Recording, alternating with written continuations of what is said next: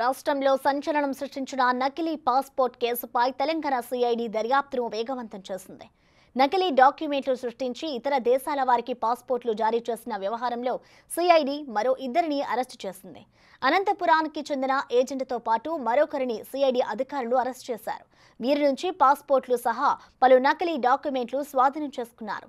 ఇప్పటి వరకు ఈ కేసులో 12 మందిని సిఐడి అరెస్టు చేయగా తాజా అరెస్టులతో ఈ సంఖ్య 14కి చేరింది.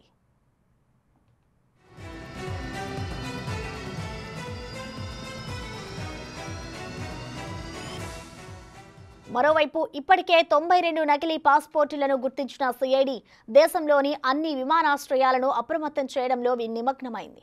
వీరిలో పలువురు ఇప్పటికే విదేశాలకు వెళ్ళక మిగిలిపోయిన వారినైనా దేశం దాటకుండా ఉండేందుకు లుకౌట్ నోటీసులు జారీ చేస్తోంది. ఇప్పటి వరకు అరెస్ట్ అయిన ఏజెంట్ల నుంచి సేకరించిన సమాచారంతో 35కి పైగా పాస్పోర్ట్లను రద్దు చేయించేందుకు ప్రాంతీయ పాస్పోర్ట్ ఆఫీస్కు సమాచారం చేరవేశారు.